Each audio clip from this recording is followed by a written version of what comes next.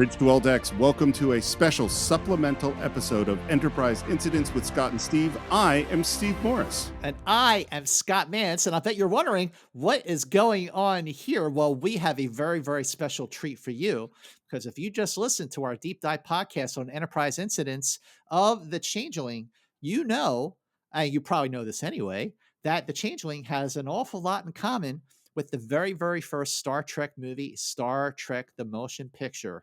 That is why we have a very special treat for you. Because just as the Changeling has a deep connection with Star Trek the Motion Picture, Enterprise Incidents with Scott and Steve has a deep connection to the Cine-Files. That's where Scott and I met. We've talked about 3 Star Trek films. We already released Wrath of Khan as a supplemental episode because that's where Scott and I literally first saw each other. And we did a deep, very deep dive into Star Trek the Motion Picture, and we wanted to share that with you right now. And that's perfect because not only when we shared our deep dive on Star Trek II, The Wrath of Khan from the Cine-Files, right after we dropped our episode on Space Seed, the episode on Space Seed, we were joined by a very special guest, John Rocha, who is Steve's regular host on the Cine-Files. And I actually met Steve through John. So I have John to thank for all of this even happening. When we did Wrath of Khan, that was a fairly early episode of the Cine-Files, and I'll tell you something about the Cine-Files is as we went along, it got longer and longer and more detailed, so that by the time we got to Star Trek the Motion Picture, we couldn't contain that movie in one part. We had 2 recording sessions, 2 parts going into every single detail of that film, and I think that that film is connected to the Changeling in all sorts of interesting ways. And that's why what we wanted to do now is share both parts of our deep dives on Star Trek the Motion Picture, part 1 and part 2, so you can keep the conversation going in your head after you are finished with the Changeling and want to hear something next. And basically, when you are listening to our deep dives on Star Trek the Motion Picture through the Cine-Files, you're basically hearing 2 more episodes of Enterprise Incidents.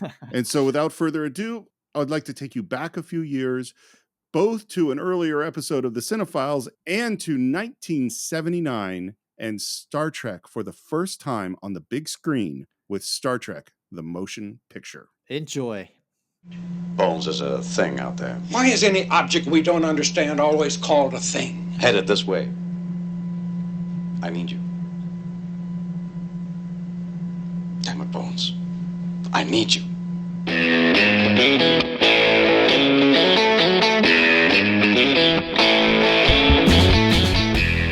Hello and welcome once again to the Cine-Files, where each week we enter the world of a great film. We explore its themes, the history, the filmmaking, and the influence it has on us today.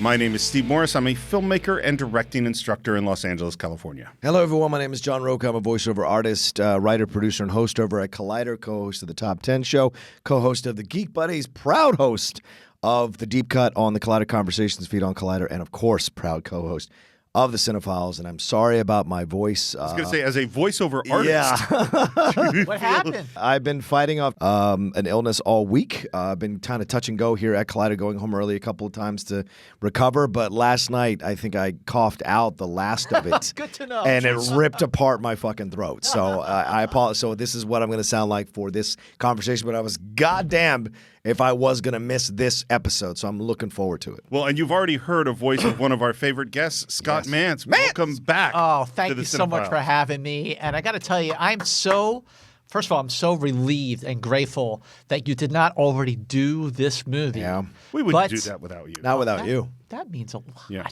Because we I've had, oh my gosh, so you will love this. I was at the ArcLight a couple weeks ago for a screening of Charlie's Angels. Oh, yeah. And as I was walking out, and by walking out, I mean like I walked out of the movie. Oh. Scott does that. He walked out of King Arthur. We walked out of King Arthur together. That movie was terrible. Oh my God! It's like why waste your time? Yeah. That movie was a really good airplane movie. Okay, I have a theory movie. about I'm on an airplane. I will watch a terrible action film, and it does perfectly. Okay. So I was walking out of the theater, and I'm walking, down the foyer, down to the parking area. So I'm walking one way, this guy's walking towards me, like smiles, like as if to say hello, and then he goes, "Scott Mantz," and I went, "Yeah," and I says, "Oh, I was just listening to you on, and I'm waiting. Maybe it's Collider or, like, where does he know me from? And he says, the Cine-Files. Oh, nice. He says, your comment about Gaff being the Blade Runner blew my mind. And I'm like, but this was just an audio podcast. Yeah. And he stopped me. I was like, of all the things that get stopped, it made me really, really proud because nowhere have I had the opportunity to do such a deep dive into the movies I love than with you two fine gentlemen on the Cine-Files. And I'm not just saying that because I'm sitting here with you. I mean it. This is really what this is all about. Really, really, truly loving a movie where you dissect it down to its bare essentials. Love it to death. That's what we love do. Love it to death. We're going to love it to death. Thank you, Scotty. Well, we always love having you on the show. Yeah. And as everyone who listens to the show know, I always try to do my research. I always try to look. And of course, to do my research on this film, I went to re-listen to Star Trek The 50-Year Mission. And who do I get to hear speaking to me is Scott Mantz. Wait, but you were did the voices for that. I do some of the voices as well on it as well. That's so wild. That was so I have both of you in my ears. And of course, here we are, doing this. So and to be honest, like, while I have a certain level of Star Trek geek knowledge, I bow to superior knowledge in the room. Listen, fellas, I got to tell you that I just love Star Trek so damn much. Yeah. I really do, but my love for Star Trek is not absolute. The new show, Star Trek Discovery, it was I really had a hard time with that first season. Second season was a little more like it. It was better. It was a lot better because parts of it felt like a throwback to the original show. Yeah. And I'm very, very – who isn't excited about Picard coming up? Yeah. Oh, my God. But none of these shows – Next Gen, DS9, Voyager, Enterprise, the JJ movies – none of that would have happened had it not been for the very, very first Star Trek movie, which is a film that launched everything else that followed it. But people are just so, like, all over the map with their feelings about Star Trek the Motion Picture. And Star Trek the Motion Picture is a movie that I've always loved, but not for the reasons that you probably think. And it's also a film where the love I've had for it has changed over the years with perspective. But nowhere am I going to be able to really do a deep dive into that film than right here on the Cine-Files with you brothers. Yeah. It's awesome. Well, and there's one other thing I want to talk about before we get into the film, because just a few days ago, we lost one of the great Star Trek creators, which is Dorothy Fontana, passed away just a few days ago. And she is so integral. We spend so much time thinking of things with the great person theory, the great – what is it? The bird of the galaxy? Great bird of the galaxy. The great Gene Roddenberry, that he somehow all of Star Trek comes fully formed out of his brain. And that is not the case. Not the case.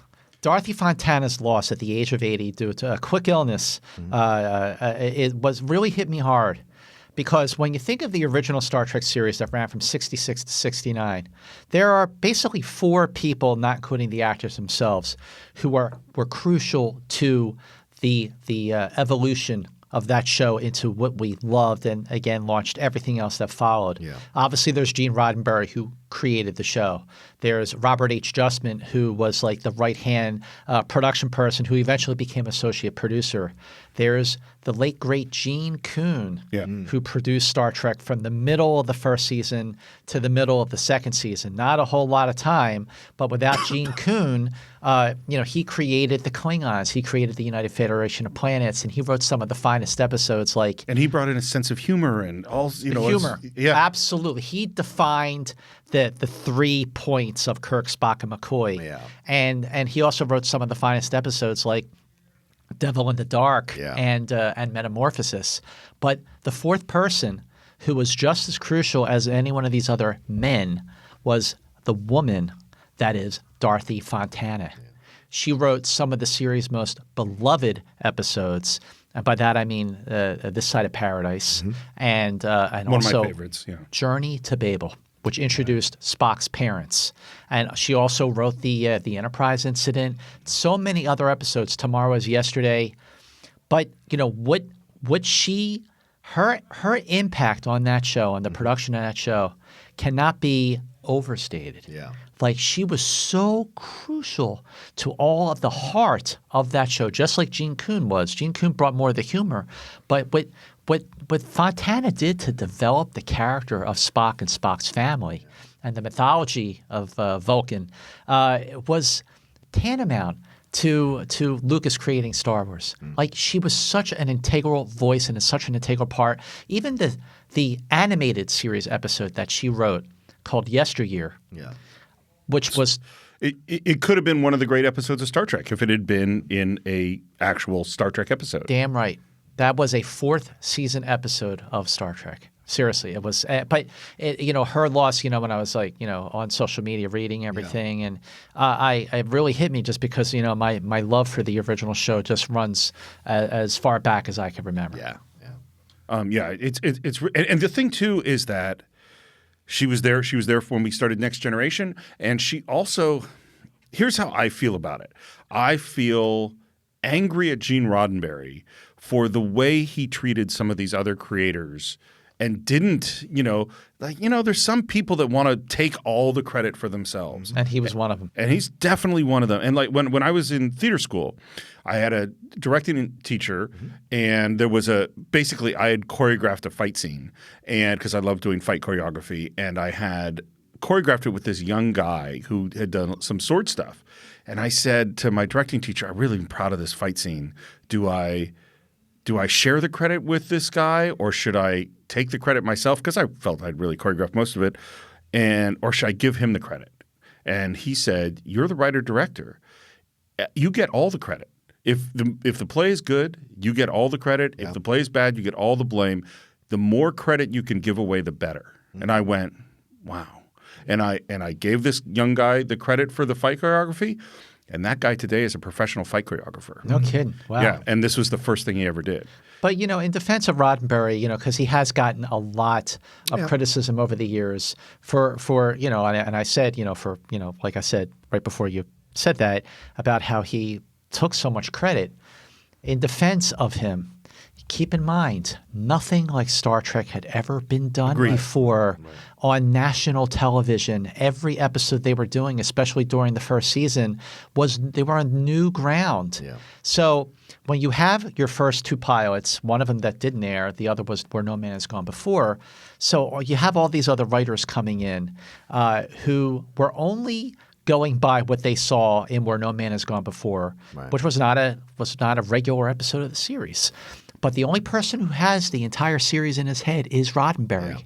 So all these people are going to go off and write their screenplays, and they're going to come back, here you go, Gene. And Gene's going to go, yeah, wait, Kirk wouldn't say that, Spock wouldn't say that. That's not what the Enterprise would do.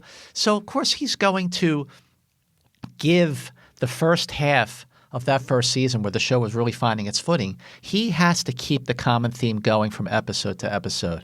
In order to do that, he has to rewrite people to make it sound like one cohesive voice, and he did do that. So that's the understanding I have and the appreciation I have for why he did what he did.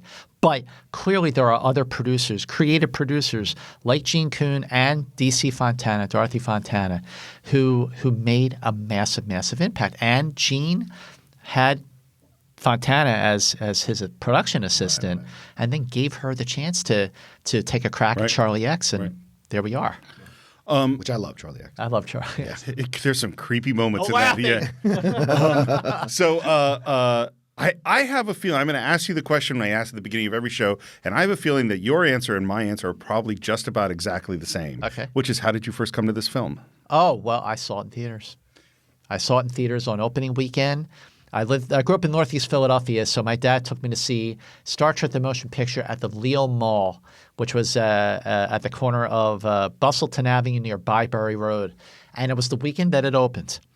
And my love for the original series, which by that point I was watching every single night at 7 p.m. on WPHL, Channel 17, Philadelphia. That's how the announcer said it. And I just was buying like the poster books and the trading cards and the photo novels, and I had the Mego action figures, and I just was anything I could get my hands on for Star Trek. But I only had 79 episodes of a live action series and 22 episodes of the animated series to base my passion on. And now here's Star Trek the Motion Picture on a big screen. And what I vividly remember about that very first time seeing a movie was when the shuttle with Kirk and Scotty that does a lap around the dock, the space dock, and Kirk sees the Enterprise, the movie detailed version of the Enterprise for the first time. And that look of love that he had when he saw the Enterprise was the look of love that I had when I saw the movie version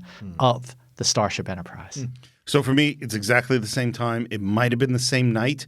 I lined up with my family at the Cinema One in Larkspur, California. And for me, like that experience, like I was thinking about it quite a bit, is that it's akin to what happened a year before when I saw Superman in the same movie theater. Because here was my geeky, guilty pleasure that I knew that I loved. And then here I was in this world where it had been like the platonic ideal was thrown up on the screen, and I was with a cheering crowd that loved the same thing I loved. Yeah. It was an amazing, amazing experience. Yeah. When did you see it for the first time? Well, the first film I ever saw in the theaters for Star Trek was Wrath of Khan. So I go backwards into seeing, and I probably saw 3 before I saw 1. And it won because it was, I think it was a reissue or whatever. Like it was on VHS, and I rented it, watched it in my house, and I have never not liked the movie, but it has grown in estimation over the years for me. Agreed. That's what I would say. I think I was too young to watch that movie. I think at 13 years old, there is so much that Kirk is going through in this movie, that Spock is going through in this movie, that even Stephen Collins is going through in this movie, that I could not conceive of. This idea of searching for your creator, of God. The themes that they're dealing with in this movie are so heavy that as a 12 or 13-year-old, I didn't grasp them as strongly. As I get older, Absolutely. I appreciate it so much. Whereas 5, I don't appreciate them, and I'm telling you, 1, I thoroughly do. And that was first. And I remember sitting down and watching. And I think it was the 3-hour version or whatever it was, the longest version that they had that was out there. I watched the whole thing. This is interesting because, like, you and I saw the motion picture, and I certainly had issues with it even as an 11-year-old, even though I did love it. But there were things about it that made it feel not very, very Star Trek-y to me. Certainly. So to go from motion picture to Wrath of Khan, I think I said this when we talked about this on the Cine-Files, I went, okay, that's more like it. And even the film critic for the New York Times said that's more like it when Janet Maslin, I think it was, reviewed Star Trek II. So for you to go from 2 to 3 to 1. Right. So what did you think the first time you saw it? Were you like, boy, this is not what I expected at all? Not what I expected at all. Yeah. But what's so funny is now, I think because I saw all the other ones, before I went back and saw this one, I'm able to see where he's going next, so I'm able to not be like unsettled by these interpretations of these characters that I'd fall in love with watching the original series. You have a bearded McCoy. I love bearded McCoy. Bearded McCoy is the best. That's the most manly McCoy ever looked. You have a Spock who has his other plans, and he's got longer hair, right? And you have a Kirk. This is very interesting. When I watch this, you have a Kirk that is a bit of a dick. Who is full on wanting something back and doesn't care who he steps on to get it. Whereas in Khan, it's more him accepting this admiral position and Spock going, if you want my personal opinion, your place is on a starship. You should be admiral. This is different. This is Kirk undercutting Stephen Collins to get what he wants. Kirk pulled a dick move to get the Enterprise back. He absolutely did. There are parts of Kirk's character in the motion picture that were unlikable. And, he snaps at McCoy. He does. A couple of times. And we can get into this more as we talk further. But ultimately, the things that I didn't like about the motion picture when I first saw it are things that I grew to appreciate about it because of my growing knowledge over the years of film. Yeah. And by that I mean the chronology. Here you have these 3 guys, Kirk, Spock, and McCoy. They have not been in the same room together, much less the same bridge of a starship for 2.5 years. Yeah. Kirk takes an admiral position. Spock grows his hair, goes off to get the Koh-Nar to purge himself of the remaining emotions he has. McCoy sets up a practice, grows his beard. So they've been separate. Now, like you said, Kirk pulls a dick move to get the Enterprise back. But then he doesn't know his way around his own starship. Right. Remember when he says, he goes, Yeoman Turboshaft it? She goes, yeah, that way, you idiot. and then when he basically kidnaps McCoy, and who does not want to be there. He still doesn't like to be beamed anywhere. And then when Spock comes back, he's got a motive, and you don't trust him. No, and this is a Kirk that we've never experienced. This is a Kirk who's scared, who's on the precipice of middle age. Yep. Right? In Khan, it's a softer Kirk who's trying to figure out where he belongs. Well, he's in middle age. He's in middle age, right? But in Yeah. this, he's on the precipice. When he brings Bones on, I know, like we said, we're not going to get to it, but when he brings Bones on, he goes, I need you. I need you. I need you. There is like a desperation. If I don't have this, who the fuck am I? Yeah. And I think it's incredible to watch as an older man now because you go, oh yeah, I remember being that guy. And then I remember as you get older, you become Kirk as he goes through the stages. You can, when you're younger, you pull your dick moves sometimes to get what you want. But as you get older, you soften up and you realize what you've done and what you should have done, those kinds of things. So to me, it never bothers me that these are all presented this way in motion picture because they are softened as the years go on. The fact that they did not get along in Star Trek: The Motion Picture, Right. it made sense chronologically because they hadn't been together for a while. They're on a starship that is not familiar to them. Yeah. They have to find their way again, and finding their way is what is happening throughout the course of Star Trek: The Motion Picture. By the time they all fall back into their old positions and feel comfortable with who they are to each other, and what their positions are on this brand new Enterprise, like that's really where the Star Trek I wanted to see at the time. That's where it really begins, but it was over. So first of all, we've given lots of hints of places we're going to go. I essentially agree with everything you've said.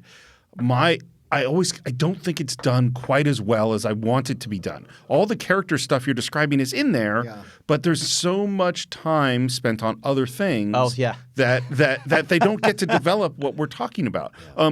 I don't know how long this episode is going to be. I want to jump back into just a tiny bit of history, but for a specific reason, which is I don't want to go into the entire history of the original series or anything like that.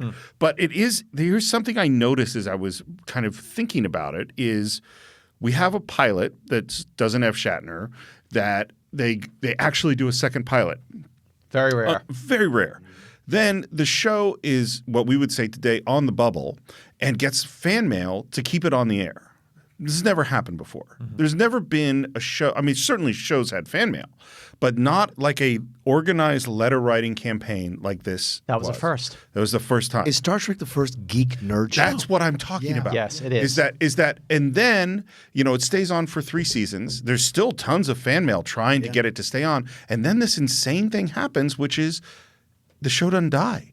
Like, I mean, there are more, Bonanza was on for 20 years, but they're not Bonanza conventions. Right. You know what I mean? But there wow. starts to be, but this show that's on for 3 years and of which, although they're some of the greatest episodes in the history of television, in my opinion, there are also some episodes which are fairly terrible. Spock's Brain. Yeah. Children Shall Lead. Children Shall Lead. That one. That's awful. I can be amused and watch Spock's Brain. Children Shall Lead. I can't. There are it's episodes horrible. of the 3rd season that I refuse to watch, even as a fan. Yeah. But people start writing fan fiction and they start buying merchandise and creating merchandise, and then these conventions start. And that's never happened before. Steve, you're also touching on syndication. Yes. Absolutely. Syndication is where Star Trek found its audience. Yeah. Syndication, first of all, usually a TV series has to be on for 100 episodes before they would even consider syndicating it. But they were able to syndicate Star Trek starting in late 1969, with Philadelphia being one of the 6 cities that picked up Star Trek for syndication. So I like to think of myself, and I think you guys are of this generation too, we're from the syndication generation of Star Trek fans. We discovered Star Trek when it was on every single day, 5 days a week at least. Right. And that is what really made the fandom for Star Trek escalate to the point where Paramount, and you can't talk about the motion picture without talking briefly, and I mean briefly, about the Star Trek series that almost was. Right. That's Star Trek Phase 2. In 1976, Paramount announced that they were going to move forward on a brand new television series called Star Trek Phase 2. And at the time, Roddenberry was back as producer, and all the cast members from the original series, except for Leonard Nimoy, who did not want to play Spock again every week. So they replaced Spock with a character named Zahn, played by David Gatro, who is seen briefly in the motion picture, and he was going to be a pure Vulcan who was very young and always trying to prove himself to Kirk. And then you had Decker, and then you had Ilea. And So Decker and Ilea were in the phase 2? Yes. In the series. They were in the series. Was there, because correct me if so was there a movie before phase, like were they talking about a movie before phase 2? Well, this went back and forth for about 2 years. It was going to be a weekly series. That was a weekly series, by the way, that was going to launch a brand new network called the Paramount Network, which is what I think Voyager did in the 90s. And then it went to being a TV movie called Planet of the Titans. It was going to be a cheaply made TV movie, and it was going to be directed by Philip Kaufman, who did basically Right Body Stuff. Snatchers, The Right Stuff, and then the bigwigs of Paramount. The bigwigs back then were Michael Eisner and Jeffrey Katzenberg at Paramount. They said after Star Wars opened and changed everything, those guys decided we're making a Star Trek movie. Michael Eisner said, "What do we have? What's our Star Wars?" And they're like, "Duh, we've got Star Trek." And at the time, they were already moving forward with it as a TV series, a new TV series. They were building sets. They were doing lighting. They had costumes that were going to be very similar to the original series costumes. They had the cast. Most of the cast was all in place. They were building a model of the Enterprise that was a cross between the original series and the movie version that we know. And they were not telling the people working on this TV show that they were not going to make a TV show. They just had them keep going. They were bringing in scripts. Scripts were written for Star Trek Phase 2. One of them wound up being an episode of Star Trek The Next Generation.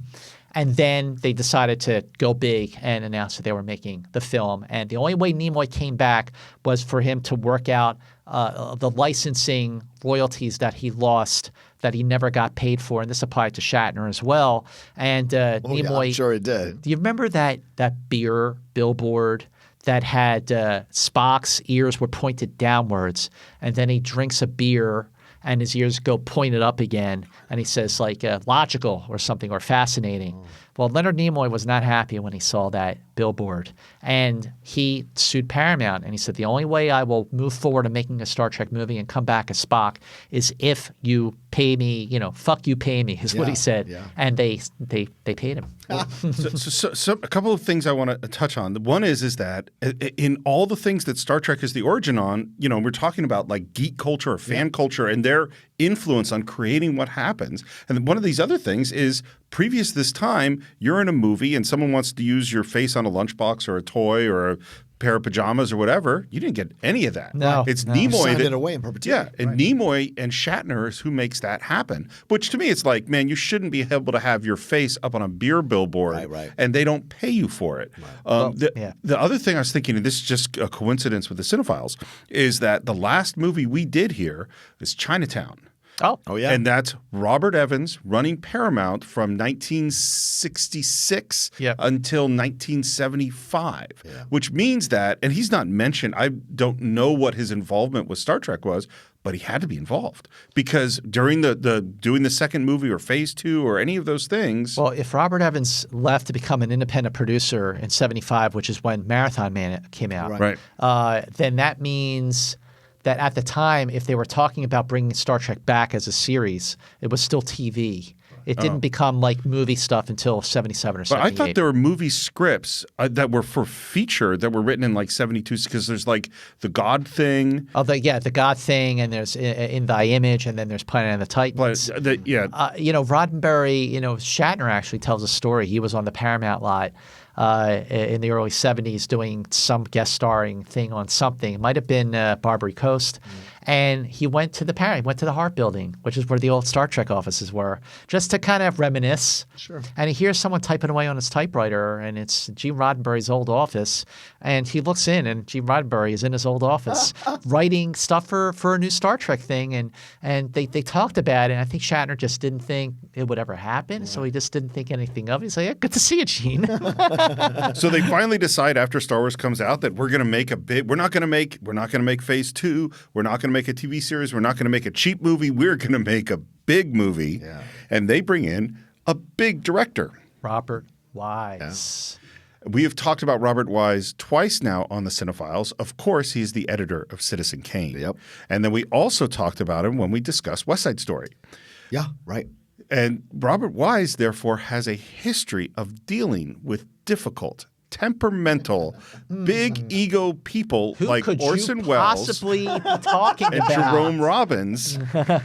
And man, the making of this movie is insane. It really is. Is there a book about the making of this movie, or is it just a podcast? Like, where can you I'll find tell out? you what, I'm so glad you asked, because when we're done with this, I have a book to show you, fellas. Done.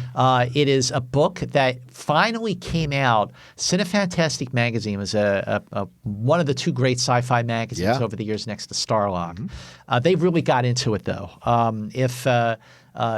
If like Us Weekly was Starlog, Entertainment Weekly was Cinefantastic. Yeah, I got it. So this, they were doing all these interviews with everyone involved in the motion picture, the actors and the producers, the director, and like even Douglas Trumbull, everybody.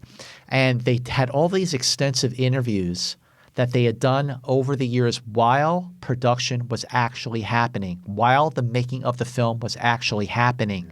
And these were candid, very honest, because of all the problems that they were having.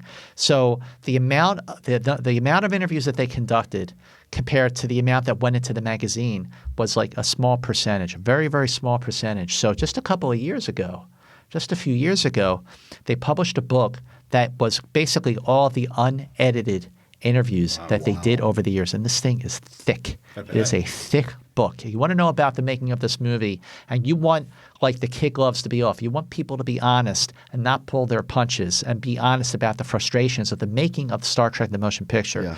I got to get you guys this book. If it's on Amazon, it's amazing. I get it. I mean, it is such it is really maybe more than any. We've talked about movies that had messy productions, Apocalypse Now and Jaws, and even things like Blade Runner, which we talked about. But this one to me is a miracle that this movie, because you've got Roddenberry rewriting other people's scripts. I forgot the name of the other screenwriter. Alan Dean Foster. Yeah. Is that there were moments where we hear there's a new script, and then Roddenberry took it, and instead of giving Paramount their script, he gave him his own version of the script. Oh, that's right. Which they think is terrible, and they're like, what? And then find out that no, that's not the script they're supposed to see.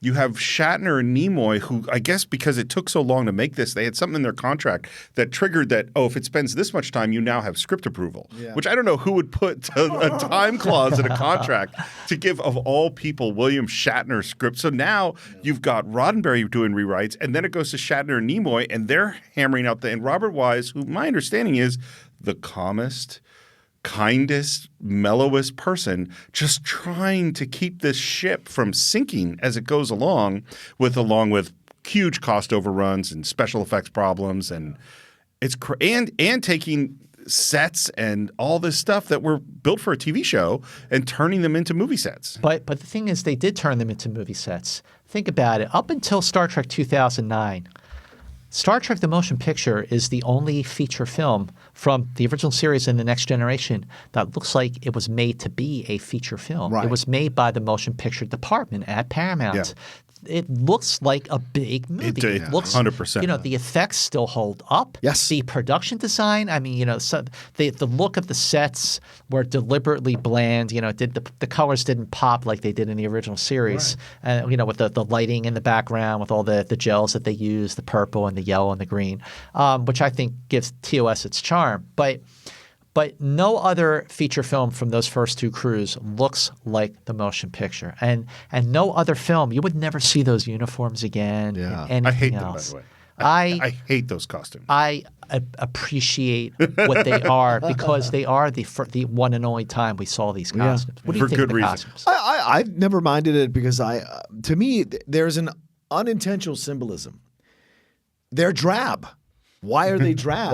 Why? Because they're all in a gray area of their lives.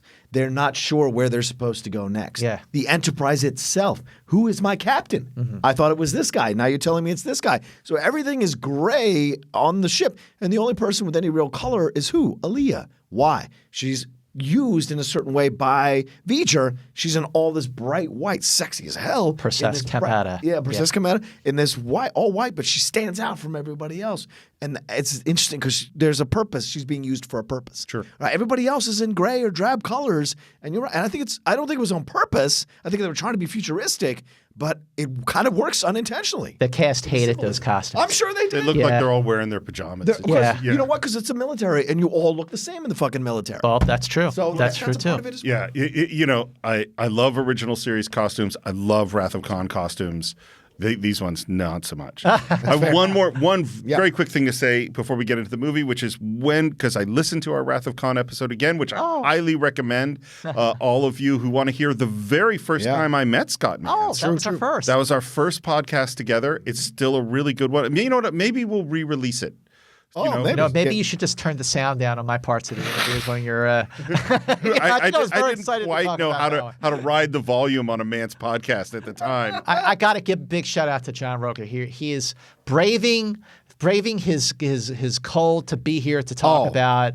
You know, this means a lot, man. Thank you. This does mean a lot. So one of the things I'm not contagious. I want to make How do people know if they're contagious? This is always one of the most ridiculous things. I think once you're on What a great question. I think when you're on the back end of being sick, you're not contagious. That's Yeah, true. I've heard, Yes. I've heard people walk up to me. I'm not contagious. Yeah, they're all like, that's fine. Stay away from me. One of the things I'm not there. One of the things I said during our Wrath of Khan podcast is, at some point, I'm going to introduce my son to Star Trek, and I don't know how I'm going to do it.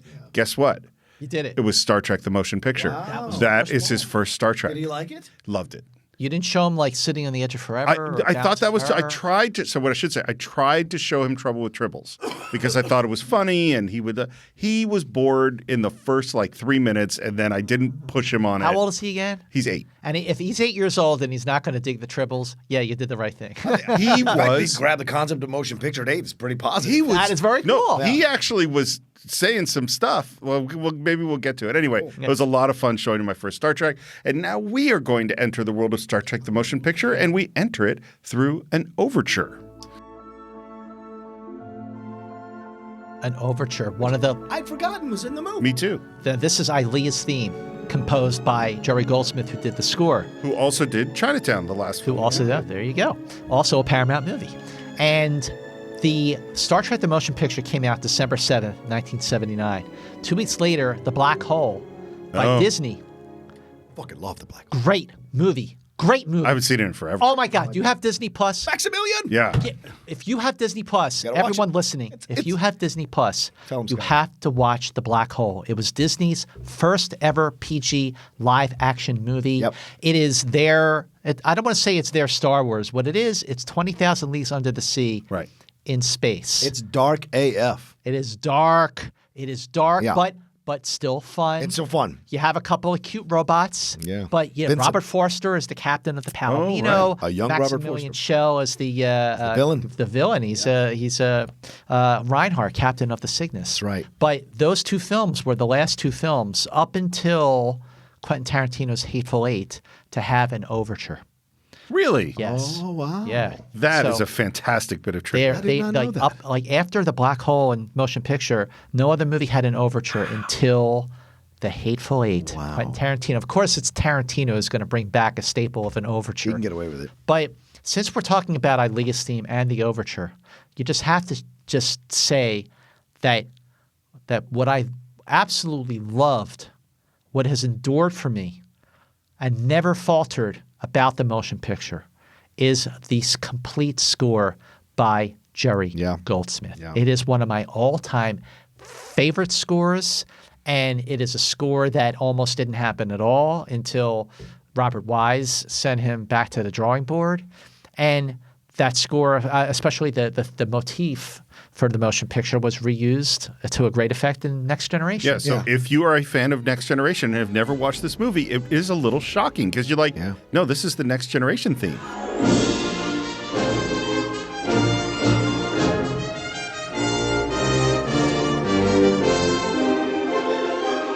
Scott and I were talking off mic. I had forgotten that the themes in the Star Trek movies are not from the series. Right. And so when I was rewatching this again for the first time in a while, to hear that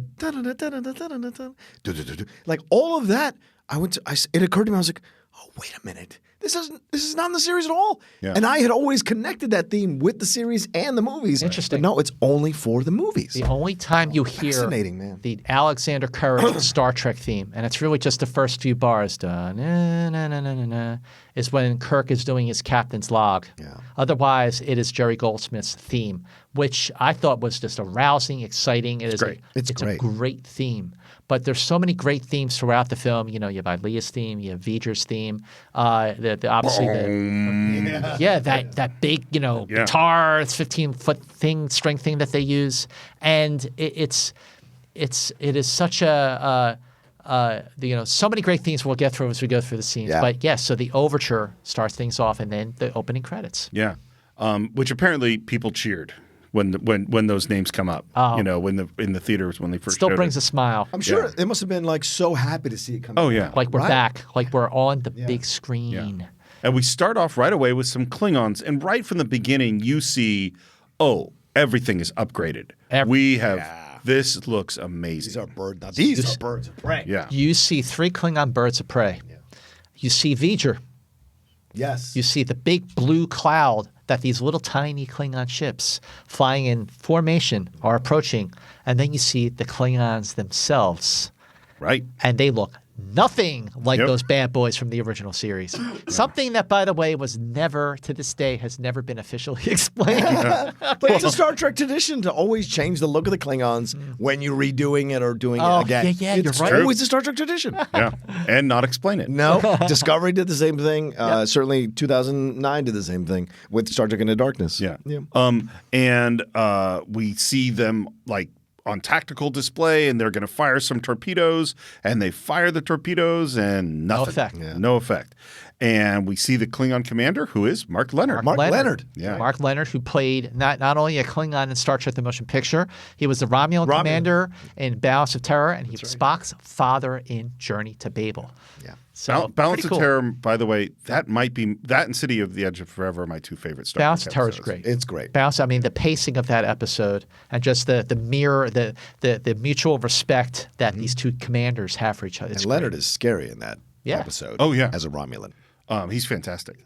And we're out on a space station, and they're in some sort of contact. This is a Federation space Epsilon station. 9. Epsilon 9 with the Klingon ship, and we kind of see the outside of this battle, which I don't quite know how we see. It's one of those great Star Trek things that we can see whatever we really want to see. Base camp. And the Klingons are attacking, and they ask, well, who are these guys fighting? We go, it's unknown. No idea. Now the commander on the space station Epsilon 9 is David Gatro. He was the guy who was the Vulcan. he was the Vulcan in Star Trek Phase 2.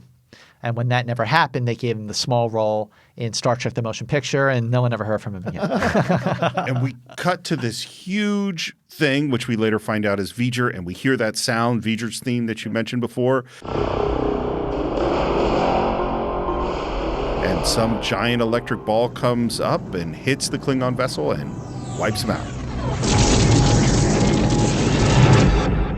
The intensity of that scene is that the Klingon commander, played by Mark Leonard, is watching one of the other Klingon ships disappear from this massive fireball that is emanating from V'ger, this massive fireball that is bigger than a Klingon bird of prey. And then as they try to take evasive action and get the hell out of there, it's just too late. And then we've plotted the orbit of this thing. It's headed the direct heading for Earth. It's funny the way that Star Trek retreads, because that's Star Trek 4. We've encountered big thing out in space. The Where's whale it heading? noise. It's heading towards Earth. Yeah. And it's also J.J. Abrams' Star Trek. Is there some big thing and it's heading towards us, Paramount was insistent, and has been insistent in many, many cases, to make Earth threatened in the Star Trek feature films. Yeah. And if you look at the 3 JJ movies, the first 2, 2009 and Into Darkness, are pretty much Earthbound for the most part. Yeah. Right. The third one, which was not Earthbound, which I love beyond because it feels like a Star Trek Yeah, movie. I agree. It just felt like a throwback. Does not take place near Earth at all. Well, what I never occurred to me is that Earth is not threatened. Future Federation Earth is not really threatened in the series. We go back in time and threaten. Right. You Earth. never see Earth in the 23rd century in the original series, but you do in the motion picture the first time.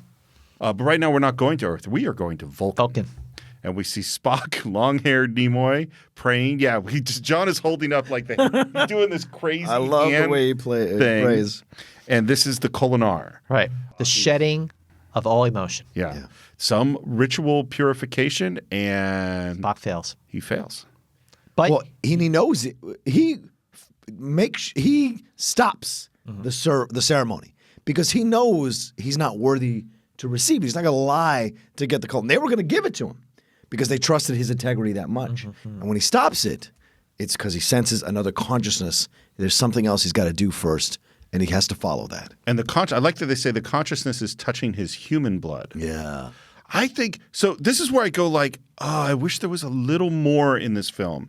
Is that there's so many parallels that are in the movie of Spock and his relationship to emotion, his relationship to his human side, and what V'ger is going to want. They're perfectly paralleled, but they're not really delved into. And something you said that I'd never thought of just a few minutes ago, you mentioned that 2.5 years ago they split up, and at that time Spock has made this choice to do this thing, and I go, oh, that's really interesting because by the end of the series, the original series, he called Jim, his friend Jim. Yeah. They were clearly friends. He was more emotional. And then somehow in these last 2.5 years, he decided to get rid of that.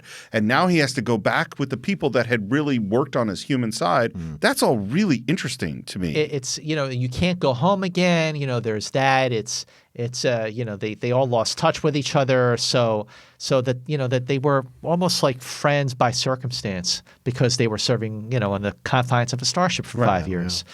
I mean, of course, it's much, much deeper than that because they reconnect in a different way. But seeing Spock, I remember when I saw the movie for the first time, seeing Spock with long hair like that was like really far out. It was. Yeah. Literally and then far out. Like when the Vulcan priestess, he, like you said, John, I mean, it wasn't that he failed. No. He rejected it. He rejected it because he wasn't ready. He wasn't ready. And the look of Vulcan, and when we saw Vulcan in Amok Time, that red sky, and the fight, the Koh-Ard, the Ponfar, yes, the T'Pau, T'Pring, and Stan. Anyway. Who plays the? Is it someone from the series who plays the Vulcan? Different. Okay. I thought they were going to use Celia Lovsky. Yes. But I guess she had already passed away by that point, 1979. Okay, so now you've set up the Klingons. You set up this threat that we don't know anything about. Yeah. You set up, Vulcan, which I think was really cool because the way Vulcan just with the set and the visual effects in that scene.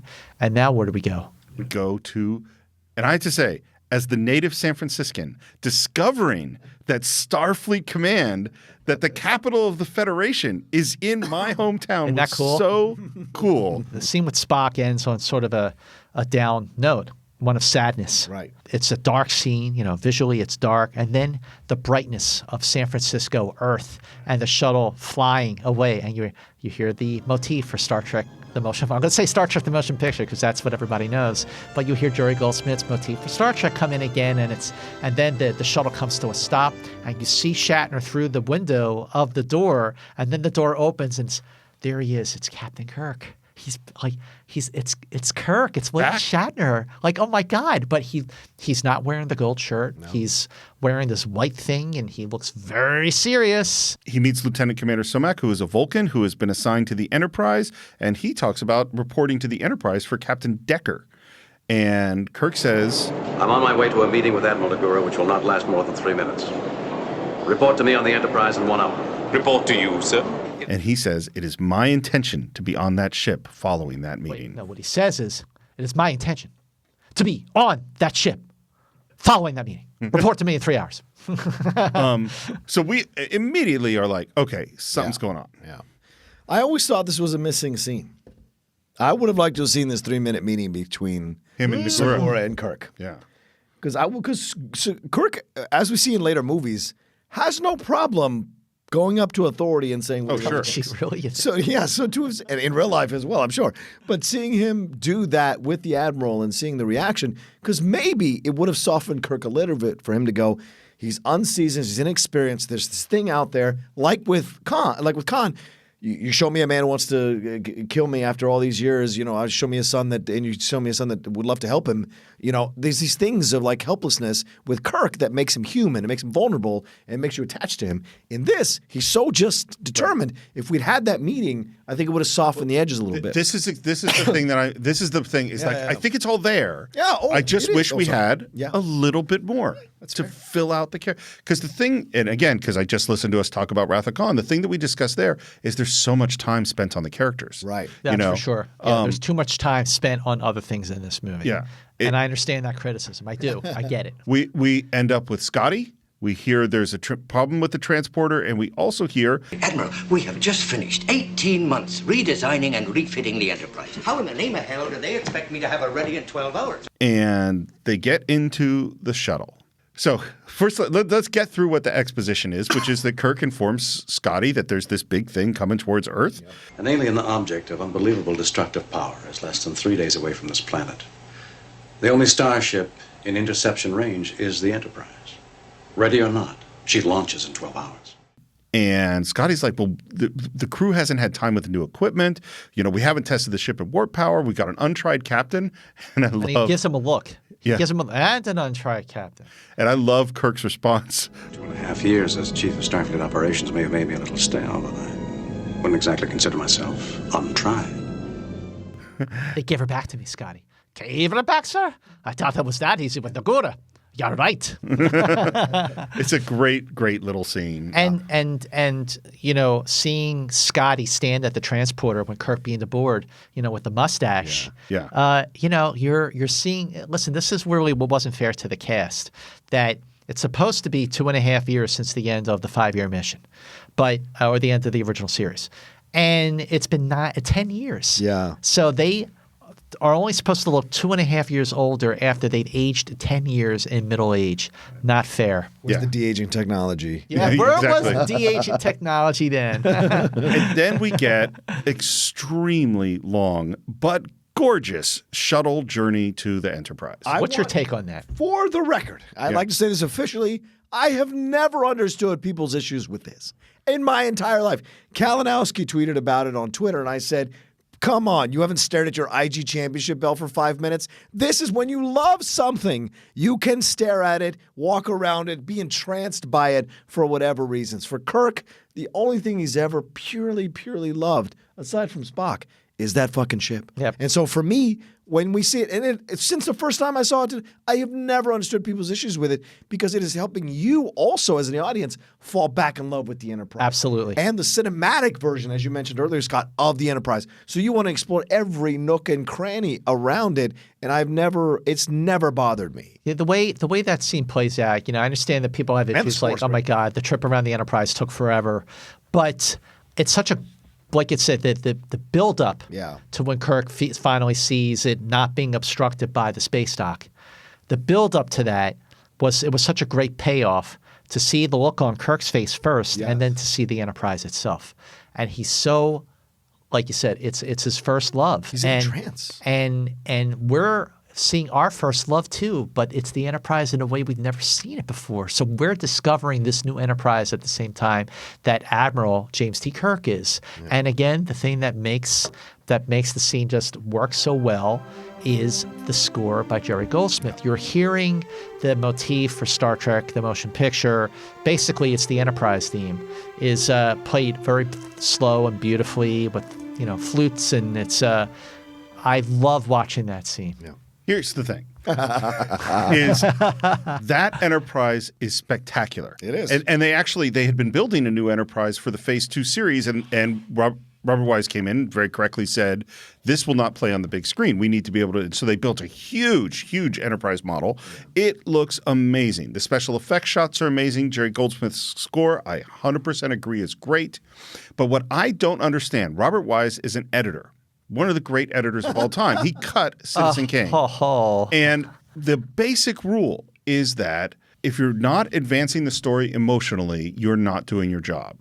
And that every shot, 5 minutes, is a 5-minute long sequence. And every shot is Kirk is looking at the Enterprise going, wow, that looks great. And then you see the Enterprise looks great. Back to Kirk. Wow, that looks great. And the Enterprise looks great. Another shot of Kirk. Same emotion. We are not actually advancing the story. And another basic rule of editing is if I can cut something out and you will never notice it, then it probably shouldn't have been there in the first place. This is, and again, I said this exact same thing when we did Wrath of Khan, but I'm going to say it again. You have the same scene in Wrath of Khan, Kirk on the shuttle going to the Enterprise as you do in this. The one in Wrath of Khan is like a minute, and it is so much more filled with emotion because it's about Kirk. It's about what he's thinking about. This, to me, it just stinks of showing off your great visual effects. Yeah. The scene in Wrath of Khan, you're right. It goes by mighty fast. By the way, the footage of the visual effects that they use in Wrath of Khan when they show Kirk going to the Enterprise it's the same scene from the motion picture. They just cut the hell out of it. And you're right, it does work. You know, Kirk's just talking to Sue. He goes, I hate inspections. And Sue says, I'm delighted any chance to go on the Enterprise. Well, and you're so filled with Kirk's emotion in Wrath of Khan.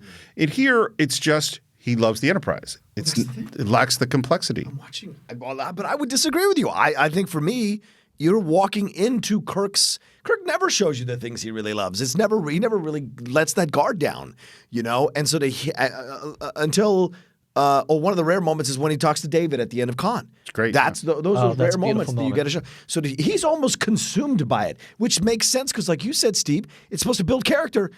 You see, he's almost like Ahab. He's looking at that ship. He's almost like, and I'm doing a simulation. His eyes are almost bulging out of his head because there is such a love he has for that ship that makes him a maniac. Almost. And so, he's obsessed. To me, I think it is advancing the story emotionally because we're getting a window into what Kirk's journey is going to be in this whole time while he's on the ship, which is this maniacal desire to confront this thing and prove himself as the captain again and all this kind of stuff. But the thing is, I get your point. I just don't agree. Do you get my point? Do you get it? I get it. Time in film is a zero-sum game.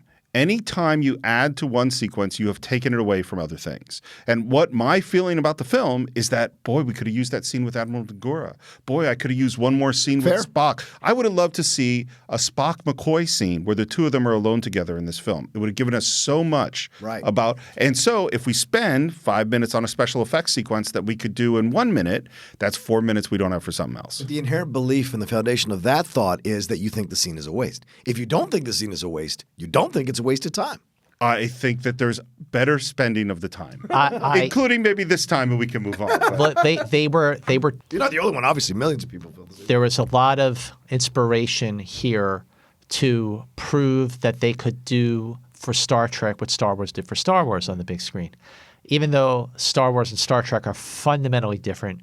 One is a fantasy and one is science fiction. One's in a galaxy far, far away. One is us. One's a long time ago. Action-based, action-adventure-based. One is about the striving for the perfection of the human experience. But having said that, Star Wars changed everything, and this was Star Trek's way to stay neck and neck with its cousin, was to show we can do great special effects too, even though it had its own problems. I think I'm really glad you said this because I was wondering when to bring this thing up, and you've just made it perfect because I don't think this is about Star Wars. I think spending the money, the budget on having great special effects, totally about Star Wars. Absolutely, yeah. But I think it's really interesting. 3 of the movies that we've done together, the 3 of us, are connected really tightly to this film. One of which is Wrath of Khan, obviously, is the sequel. But the other 2 are 2001: A Space Odyssey and Close Encounters of the Third Kind. And what do these 3 movies have in common? Not including Wrath of Khan? Douglas Trumbull. And I think that this isn't about saying we can do Star Wars. I think this scene is about saying we can do 2001: A Space Odyssey. Absolutely. Sure. Because we're looking, I mean, you imagine the space docking sequence in 2001 where you're spending so much time on the details. Yeah. That's what I think they're trying to do here. Well, then why do you have a problem with it on motion picture, but you don't have a problem with it on 2001? Here's why. Funny you should ask this question. As we talked about on 2001. Good counter. As we talked about on 2001 is totally unique in film. And unique for any movie we've ever done on the Cine-Files, which is it's an art film. Yeah. It is dealing with abstraction in a way that is not character-based. For the first half of the movie, you don't really know characters at all. Yeah. In fact, all the humans going around, first you don't even have humans, and then when you have humans, they're speaking in an almost emotionless way. We don't have character conflict in a traditional sense. And so what you're doing in 2001 is this thing that no other filmmaker has ever done, which is making you watch science for part of it, of like, oh, watch how gravity is working. Watch how they use Velcro for this. Watch how they do this. Watch how they do that. Watch how the curved space thing. That's what we're doing in 2001. That's not what we're doing in Star Trek. What? And so I think they're trying to do that, but without Kubrick's unique genius. I definitely I've always said that Star Trek the Motion Picture was closer to 2001 than it was to Star Wars. Yeah. But I just want to say, so you talk about how all the films we've done, like so Wrath of Khan is a sequel, and then 2001, and then Blade Runner and Close Encounters. They're all that was the other one I was trying to remember. Blade Runner. Okay, yeah. So what? The Hard Day's Night didn't have an impact on Star Trek. What are you talking about? Okay, you want me to make a connection? Make a connection. I will too, but you go first. The fans. Fans. Is that what we said when we did Hard Day's Night? Is it's the first pop culture youth-driven film in a way that was unique, that drove the 60s forward, and I will say that Star Trek the Motion Picture actually similar. It's driven by fans in a way that nothing else has been. And in a way that I'm going to connect that has nothing to do with the way you connected it to, when the Beatles played their last live concert in San Francisco on August 29th, 1966, 10 days later, Star Trek premiered. Now, a new dawn. Okay, now, John, it's your turn. You're going to have to connect Airplane, the other movie to Star Trek the Motion Picture, and go. Well, surely you can't be serious. I just know that the white the white line is only for the parking. I don't know what it is, whatever that line is. White zone is for the loading and unloading. That's all I know. And I think that's in the Star Trek Motion Picture. I think there's white line parking there as well. There you go, yes. Exactly. Well done, sir. That's where Shatner gets off. We have arrived on the Enterprise. One thing I love, by the way, there are no small parts, only small actors. If you watch the actor that welcomes Kirk aboard, Kirk kind of ignores him, and his performance is, I'm meeting a great man and want to talk to him, and then Kirk walks away and he's a little sad. It's just like a totally small moment, but he made it a good thing. Yep. Yeah, so, sir, if you'll follow me, I think I can find my way, Ensign. And he just left there. It's not his Enterprise. Yeah. But what I will say about the Enterprise is when Kirk walks into that docking area, I mean, the Enterprise, you finally see, because you didn't see this in the original series, you finally see how big the ship really is. Yeah. Like that docking thing was huge. The rec room where Kirk addresses the crew is huge. Yeah. Huge. And the engineering room is huge. And right now we head up to the bridge, which is, by the way, the first shot they shot this is the first scene, and it is a mess. Total chaos. And he announces pretty quick that I'm going to be the captain, and Chekhov is there, and Sulu are there, Uhura is there, and they say that Captain Decker doesn't know. Yeah, right. But I love when the door opens and Kirk sees, what happened? I thought you had the thing fixed an hour ago. And they're all like, come on, you hear Uhura going, sir, I'll get someone there as soon as I can. My people are all tied up right now. It is chaos. And then everyone sees, like Shatner's just looking to the left, looking to the right, just standing there motionless. And even with all the chaos, he's got a little smile. Yeah. Like he's on his bridge. Yeah. He belongs on the Enterprise. It's so strange to me how many little beats are similar to Wrath of Khan. It's mind-blowing. Yeah. It's a new crew. Yep. It's a trainee crew. All that kind of stuff. We have to go. We're the closest ship in the quadrant to go and handle this stuff. Yeah, I think, and I was going to ask you guys this.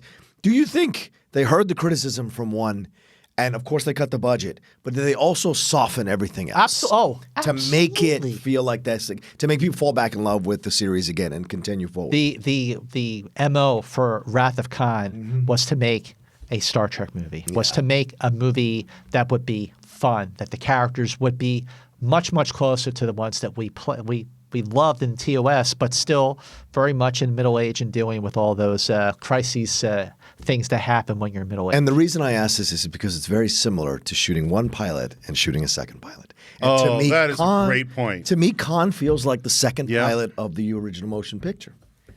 Okay, let me just pause and just say, Every once in a bravo. while, I earn my money on the Fucking Cine-Files. bravo, Johnny. That's what I thought as I was watching this. I was like, this feels like a second It's pilot. a do-over. It's a do-over. And a better do-over. And a better one. And a different captain, right? Captain Kirk. Not physically different captain, but different version of Captain Kirk than the You original are, picture. that is a brilliant No. analogy. I think that is so great, and it never occurred to me. And that is really good.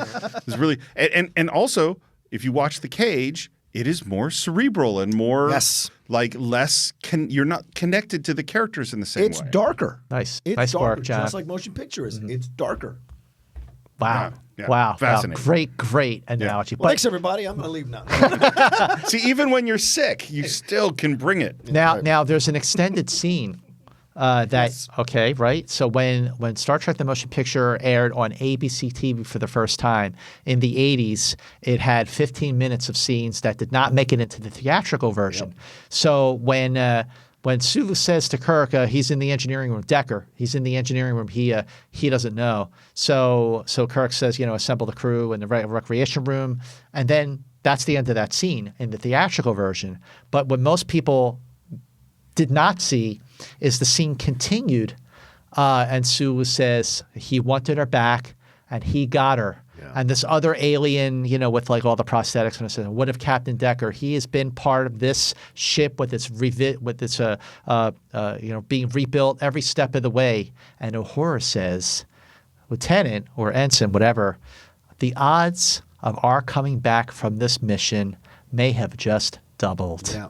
And it's the confidence in the prime crew, the loyalty to their guy, their captain, Kirk, it's a great moment, and they freaking cut it from the theatrical version. Anyway.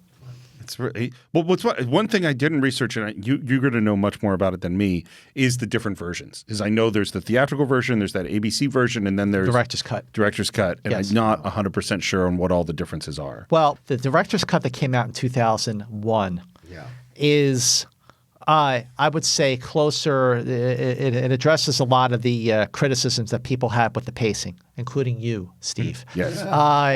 The other thing it did was it sort of finished off some of the visual effects that Robert Wise was not able to do. I remember that. in the theatrical cut. Mm-hmm. And the other thing that they did, because one of the visual effects people who assisted or who worked on the director's cut with Robert Wise, Darren Doctorman is his name. He is a massive fan of the original series. And there were things that he put into the director's cut to clearly make it feel like Star Trek. For example, in the theatrical cut of the motion picture, the Enterprise, the bridge of the Enterprise is really quiet. Yeah. You really don't hear anything. But in the original series, the bridge of the Enterprise sounded very busy with the sound effects going on in the background. Yeah, right, the bridge sound. So this guy, Darren Doctorman, he put that bridge sound on the motion picture Enterprise to make it feel like the Enterprise.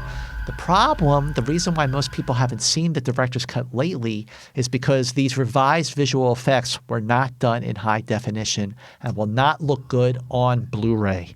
So there is actually a campaign going.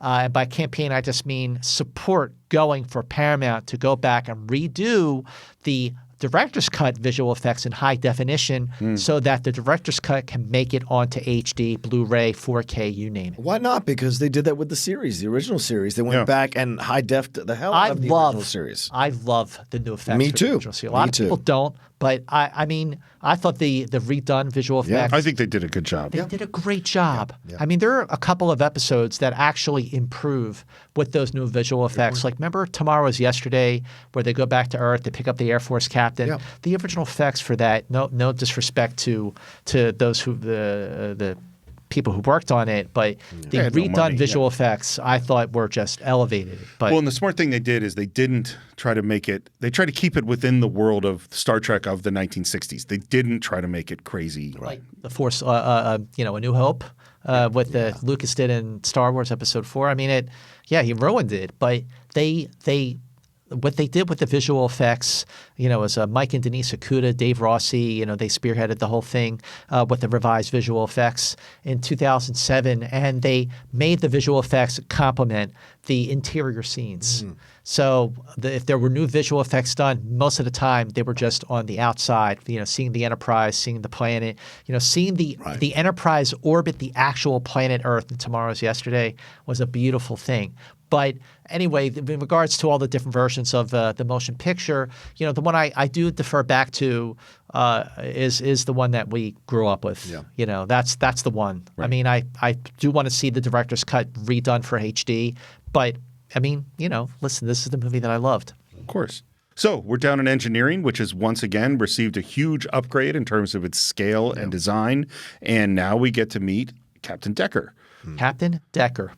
This is never made clear in the film, but Captain Decker, Will Decker, is the son of Commodore Matt Decker from the original series episode, The Doomsday Machine. Oh, wow. The crazy Captain Ahab, like captain of the Constellation, who sacrificed himself to defeat the planet killer. Yeah. Another giant thing heading towards Earth. Another giant thing heading towards Earth. Good point. I think it's actually heading towards the Rigel system. Oh, it's the Rigel system. But it was still a busy part of the galaxy. I wish and it's so interesting that you have this Will Decker character who is supposed to be in Phase 2, partially because they thought Shatner might get too expensive and they wanted to be able to fire him for Season 2 of Phase 2, whatever that was going to be. And now he ends up and then in this backstory of him being the son of Commodore Decker, and I wish they'd given it to us. I think that would have been a great. Why they never addressed that? Like even just some subtle reference. Yeah, a hint to it or something. So as if to say, like in Wrath of Khan, when Kirk is telling Carol Marcus, and he says, "The man out there I haven't seen in 15 years is trying to kill me." Like that's all you need to know about Space Seed. Right. And to just sort of say something alluding to his father and the Constellation, that would have been a great way to establish Will Decker's added resentment of Kirk even after he took the Enterprise away from him. That's a great point. Kirk, who takes the Constellation away from Commodore Decker, and Decker, who dies fighting this thing, who honestly went kind of crazy and insane and obsessed about defeating this thing. And now we have Kirk, who's obsessed about, according to McCoy, about doing this thing. And it's like, oh, there was some meat in there we could have gotten into, but we don't get into it. Well, I think it's a great point both you make, but I also think Collins is playing that. When Kirk tells him, Collins immediately turns. It isn't shock of like, no, he goes, no, you told me in the past. So there's levels that Collins is playing. Now, do I know Stephen had that in his mind when he was doing it? I don't. But there's an unusual amount of anger that he has towards Kirk about this situation. I think it's a really good scene that we have. I think so too. I think, first of all, Kirk is total dick in the way he handles this. Absolutely. He just goes, I'm taking over. Yeah. He doesn't soften it in any way. Right. And you're right. Collins comes right back at him. It's like, no, you said. I remember when you recommended me for this command. You told me how envious you were and how much you hoped you'd find a way to get a Starship command again. Well, sir, it looks like you found a way. Yeah, he said, you always say you'll do anything to get the Enterprise back. Well, looks like you found a way, fucker. And he also plants another thing that's really important, which is you don't know this ship. Yeah. And it's true. He doesn't know the ship. Yep. He doesn't know the Enterprise. This is great writing. Yeah, it is. is. To not make Kirk necessarily perfect. The hero. And perfect, yes. The fact you have to give him flaws, and flaws that are logical. And Deckard is never, ever shown as a negative or villainous person the entire time. So that when his sacrifice happens at the end, it's even more emotional. But the thing about Kirk not being perfect, about him not having the right answers, that is something that made the character so endearing and appealing in the original series. Yes. Like, he thought he was doing the right thing in something like a Devil in the Dark with going after the Hoarder to kill it until he found out that it was a mother. And he's like, oh, I was wrong. Right. Same thing in Metamorphosis. He wanted to kill the companion so he could get Commissioner Heffer back to the Enterprise. And then he hears her voice and realizes it's a lover. He goes, oh, okay, I was wrong. Right. That's part of that's why Star Trek, from the original show in all its very best forms, has always been for the striving of the perfection of the human race, and it never quite gets there. Well, this is my big objection to later Gene Roddenberry, is that when Star Trek is bad, and it's bad, a fair amount, is when they say we have perfected it. Getting a Wesley Crusher speech about why would people ever want to do drugs. Right. It's just like, ugh. In our century, we never have the need for greed or anger or violence. Like, oh, shut up. Like what's good is the strive. It's just what you said. It's striving. The first 2 seasons of The Next Generation, not the best, but they're terrible. Season 3, it hits it. That was when Next Generation hit its stride and stayed that way for the next 5 years. Still a Kirk man. No, me too. No, me too. Me too. No, I like it. Me too. Kirk. You go ruminate somewhere else. Picard. I'm still going to watch it. Tea Earl Grey. Yeah. No, I love Picard. You didn't see Kirk become a Borg. I'm just saying. I know Kirk just became like a Native American. He became a Romulan. He became a Native American. He became a woman. Romulan. He became a gangster. A woman. He became a Roman. Come on. Kirk can do anything. Fair enough. And then there was Evil Kirk. Yeah, it's true. Yeah. All right. Evil Kirk, All right. Android Kirk. Android Kirk. One other thing is that he also says, okay, you're a commander now, temporary demotion. It's like, yeah, like, oh, man. Insult after insult. No, it's pretty rough. And so Stephen Collins goes off, and now we have a big flash of fire or something, and there's some issue with the transporter, which sucks because they're about to beam some people aboard. Mr. Scott, transporter, do not engage. It's too late. They're beaming now. I remember watching this next scene, the scene where Commander Sonak, who we just had seen, with Kirk, and he was beaming aboard the Enterprise, and the Enterprise transporters were not ready to engage him. And this scene, by the way, this movie was rated G when it first came out. My notes right here at this moment. Yeah. Rated G. Rated G when this came out. And you were showing not just a death, but an agonizing death. That scream that they let out on the transporter platform was, it's still, I hear it in my head. Oh, yeah. It's excruciating. It's very disturbing. I skipped it when we watched it with my son. I was like, this is a disturbing, because it is freaky. Like the idea that your pattern doesn't come together right and you arrive as some screaming mutant blob of flesh. Well, you hear that guy. Well, we got back, didn't live long, thank God. Fortunately. Right. Is it the same scream when McCoy shoots that thing coming out of Chekhov's ear? Is that the same scream sound? It's a similar pitch. It sounds very similar to when he shoots the SETI eel. Yeah. It could be, but I mean, it's still when I was watching, especially when I finally got the motion picture on VHS, in I think 1981, and I was watching it over and over again, I was always disturbed by that scene. It's really disturbing. Hit me it's again sad. watching it this time. And sad, very sad. It's dark. They're not ready to go out and fight future. They're or whatever this thing is. The Kirk doesn't know his way around. I mean, he's in the transporter trying to help Rand, Grace Lee Whitney. I was just gonna say, Grace Lee Whitney, who we haven't seen since her walk on last appearance in the original series, which was The Conscience of the King, was the last time we saw Yeoman Rand. And it's a sad moment, and then Kirk's trying to find his way to Turbo Shaft 8, and the ensign says, "Oh, it's back that way, sir. Like, don't you know your way around the Enterprise?" Is it the same ensign who wanted to talk to him? Oh, I don't know. No, it was a woman. Okay, it was a woman, yeah. And now we go, as you alluded to the rec room, and we see a whole bunch of people. Yeah. Like we've always heard there were 400 people on the Enterprise. Before that, Kirk you're right. sees Decker. We have to replace Commander Sonak. I'd still like a Vulcan there, if possible. None available, Captain. In fact, there's no one who's fully rated on this design. You are, Mr. Decker. I'm afraid you're going to have to double as science officer. Poor guy. He just got a raw deal. He really did. And apparently a lot of the people playing the crew in the rec room are a bunch of Star Trek fans. A bunch of people from the conventions and stuff, and they got their moment on screen, which is pretty cool. And Bijou Trimble. What? Bijou Trimble. No? Bijou Trimble, for those of you who don't know her, Bijou Trimble is the woman who, along with her husband John, launched the letter-writing campaign that saved Star Trek, the original series, to go into its third season. And from there, everything else. So Bijou Trimble and John Trimble were among the extras in the rec room scene with the crew. And without her saving the show with the letter-writing campaign, which was groundbreaking at the time, that maybe Star Trek wouldn't have gone into syndication. Wow. So good she was there. Yeah. And they show the video of the Klingon cruisers getting destroyed. And Kirk says, like, this thing is coming towards Earth and we got to go stop it. We're the only starship around. And then if that's not enough, we got a call from Epsilon 9 and they put that on the view screen and we watch them get wiped out.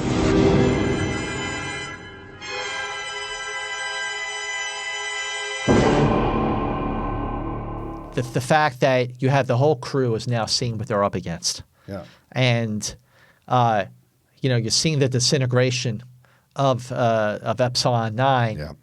And then that last shot that holds on V'ger, I don't know how they got the shot of the space station. That's the great thing about it. It's like, how are we actually filming? Yeah, Space cameras, man. Wait, we could see V'ger. Can we just zoom in to the center and see what's going on there? I'm sure Elon Musk's generations. So Kirk says, pre-launch countdown will commence shortly, and but then we're on the bridge again. Only this time, up to this point, we've only seen Kirk wearing his white Admiral shirt with his gold insignia pin, and the braiding on his wrists of his uniform signaled that he was an admiral because it was like 4 bars on his wrists. So now when we cut back to the bridge of the Enterprise, Kirk is wearing all blue. Yeah. And the insignia is now a patch sewn on his uniform, and the braiding on his arms by his wrists, just like they were in the original series, show the 3 bars. The middle bar is broken, and that is signaling that he has been ranked now as Captain Kirk. Wow. One of the weird things you have to do in a movie, you're going to have your costume people and prop people go, what are our ranks? Yeah. And how do we do insignia? Like, you got to figure out all that stuff. Oh, yeah. And I didn't know that one at all. That's really cool. Lieutenant Ilia, reporting for duty, sir. Welcome aboard, Lieutenant. Lieutenant Ilia, when she walks on the bridge, Uhura turns around to Captain Kirk and goes, "Oh, and she's Delton, Captain." And then the door opens. And all the dudes go, huh? Whoa. Yeah. And she is gorgeous and bald. Yeah. The only person that she's very, emotionless until she sees Decker. Yeah. With whom she has had a relationship with. And she tells Captain Kirk, "My oath of celibacy is on record, Captain." I thought that was brilliant. Wow. Right? It's a thing where I kind of went, this is where I wish we had phase 2, because I'm like, well, what does it mean to be a Delton? And wouldn't that's a thing to explore in a series? That would be, what does that mean to have a oath of celibacy? And obviously word has traveled around the space, around the Starfleet of Kirk's promiscuity. She made it very clear. My oath of celibacy. Yeah, she's on like record. Calm down. Don't even think about it. Well, clearly Deltons have a certain effect on men. It seems that's the implication, or that's the implication that I get. No surprise. well, that scene also is extended. Now, in the theatrical version, you see that scene play out, and then Kirk says to Sulu when Ilia sits down at the navigation station, he says, would you help the lieutenant? And Sulu is all, sort of flummoxed because he's, remember this now. really into her. He's checking her out, and, he's falling over himself trying to help her. Pushes the wrong button on the navigation station. It makes a loud noise. There are really some, I got to tell you, now I think about it, some of the finer emotional moments were deleted from the theatrical cut. Goes to show you. And we hear that the transporters have been fixed, and there is a dude that will not get on the transporter. Oh, I'll see to it that he beams up. And of course, all of us know who this is going to be. And we go down to the transporter room, and as we said, we get McCoy with the beard, which I love, and he is pissed off. And yes. Now, when in another deleted moment, before we see the transporter beam McCoy aboard, we see Kirk arrive in the transporter room after another team has arrived on the Enterprise. And Kirk says, "What's going on down there?" And the ensign lieutenant woman, she says to him, "I don't know, he said something about not wanting to have his atoms scattered throughout the universe." Right. And Kirk goes, "Oh, okay. I know this, And then, of course, one of the criticisms of this film has been that it doesn't have the sense of humor that Star Trek, I mean, even like City on the Edge of Forever, which is a very heavy episode, is really funny. Right. And McCoy brings the humor. He's the one character that's sort of, and he comes in full on. You're revered Admiral Nagura. invoked a little-known, seldom used reserve activation clause. In simpler language, Captain, they drafted me. And we have this great moment that I think you said before, which is he says, I need you, damn it, Bones. I need you. I need you. Damn it, Bones. I need you. Badly. I would have cut badly. No. As an editor. So here's a basic editing rule, in my opinion. This is a Steve rule, is if you have two moments that do the same thing, keep the one that's better. So his, I need you. I need you. The I need you is great. The second I need you is fantastic. The badly, which is reiterating the same point as I need you, actually is, it's kind of when Shatner goes a little too far and it's too much and it's like, no, cut it after the second I need you. It would have been stronger. But isn't that the point? He's so desperate. He's going too far. He's pushing too past the line. Isn't that the point to undercut his character? Well, that might be the reason why you would not edit it. You would leave it the way it was. I don't know. And I would take it out. Okay, fair. It's fascinating the way he comes on there because it's also like Bones is never the most, how can I say this correctly? Bones isn't the most like willing to battle leadership, right? He takes orders from Kirk. He'll push back a little bit. But this is the most he pushes back. Like he's just going off. And he's mad. And when he finds out that it's Kirk who took him off and that invoked that little-known clause of voluntary service or whatever, he is pissed. He is legitimately pissed at Kirk. And it takes Kirk going, I need you, the desperate nature of it all. And he even does the hand thing like 2 or 3 times, which I wonder if that was Shatner doing this thing and trying to force Kelly to shake his hand quicker, and DeForest is like, nah, man, I'm holding out till the right moment. You can do this all you want. And he does. When he takes the hand, it's powerful. Great. It's powerful. But you see the desperation in Kirk. There's a mission to come aboard. Right. There's a feeling there where he is mad right now.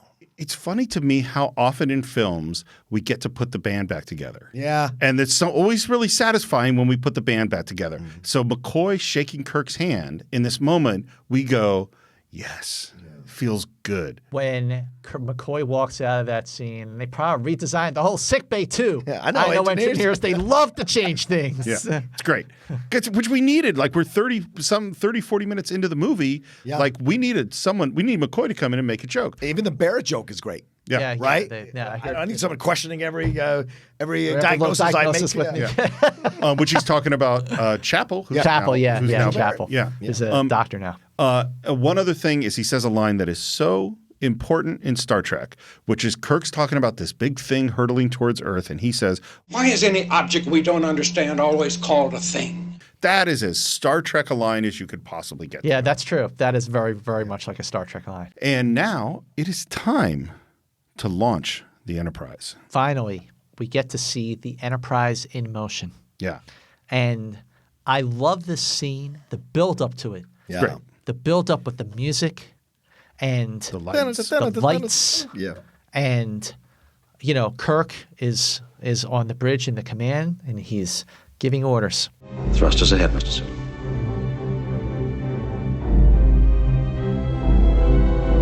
Take us out.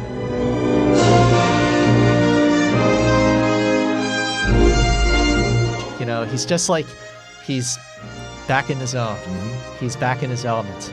He's in the chair, and then the lights, come up one by one. They come up on the nacelle, and then you see the light up the words NCC 1701 USS Enterprise. Yeah. Which, by the way, seeing the primary hull, the top of the primary hull that says NCC 1701 USS Enterprise.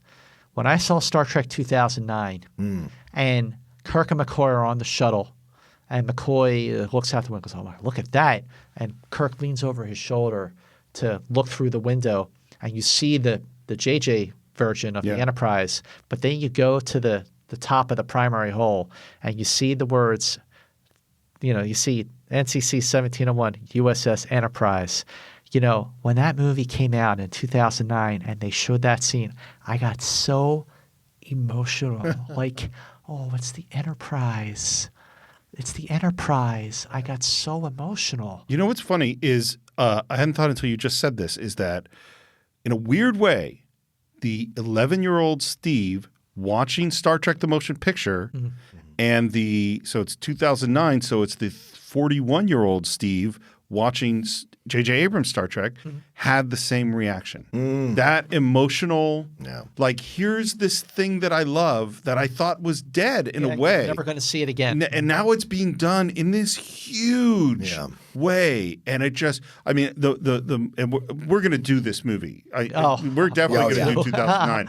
But I will say right now, the moment that she named him Jim in that opening sequence of J.J. Abrams' Star Trek, I was bawling. Wow. I mean, that opening scene. Talk about it. Now, that's a teaser.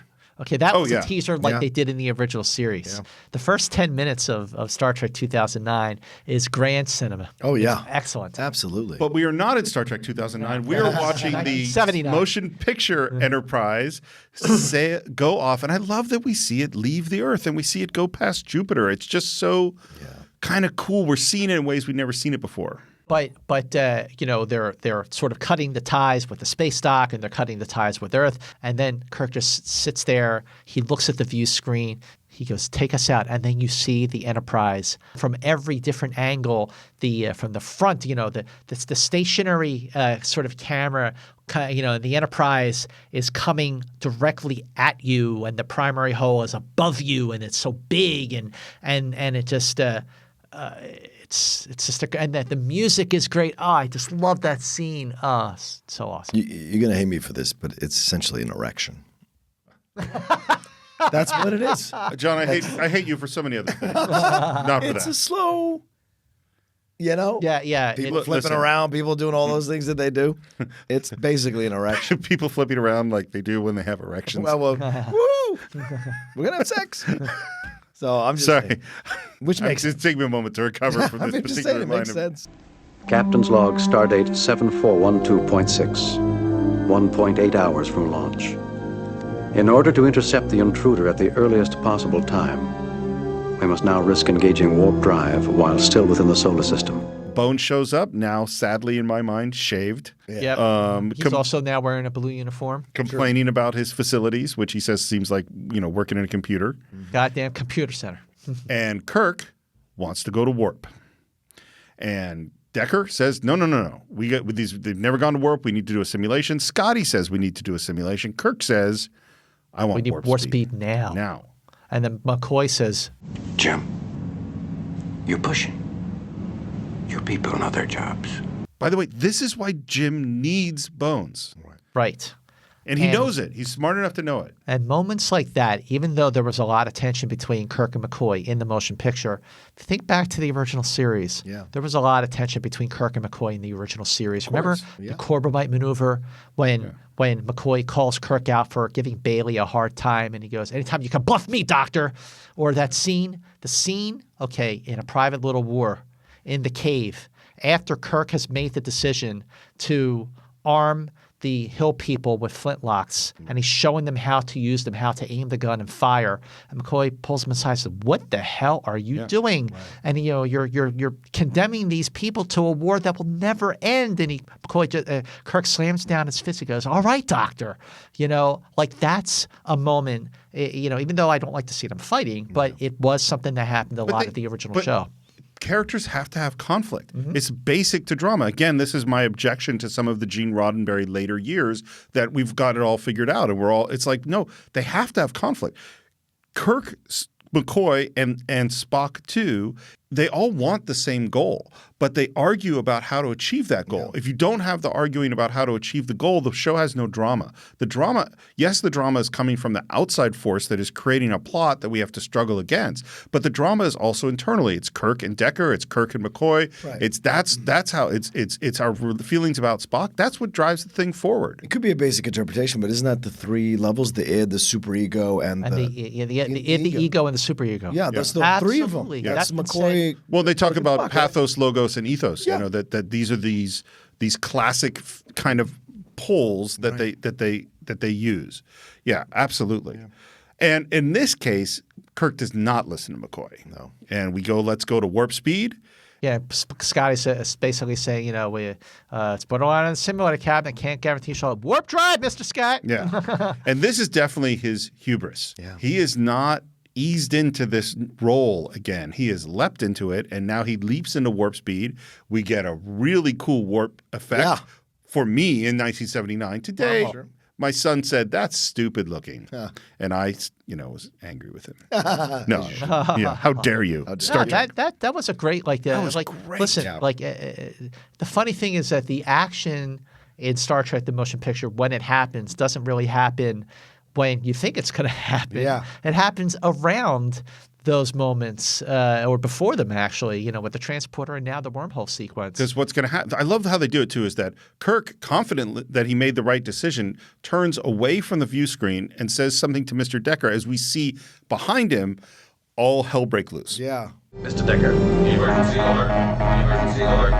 Emergency alert. Wormhole. Apparently, this took weeks to film because they're shooting at all different film speeds. They're shooting at regular speed, this slow motion, super slow motion, and then they're doing all these optical effects. It was really, really hard to put it all together and get everything to work. Wow. And we're sort of slowing down in time, and that we've entered a wormhole, and that there's an object ahead of them that they're going to crash into in like 20 seconds. An asteroid, yeah. And they can't control the helm. They can't shut down the engines.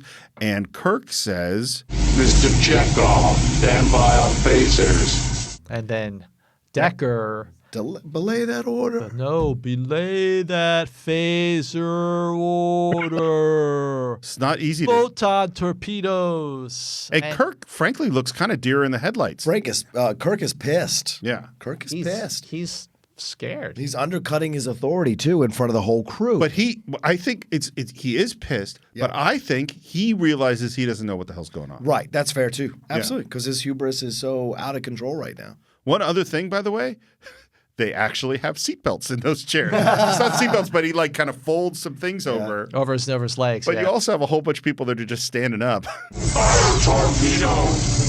Big torpedo! Engines away! The wormhole is broken. The Enterprise slows down. I love that it goes immediately out of it. Yeah. It doesn't ease out of it. It's just boom, we're out. And I'm glad we didn't get their faces coming out of clouds either. Like we do in 4. But that's the worst. I know it's the worst. Mr. Decker, I'd like to see you in my quarters. Mind if I tag along, Captain?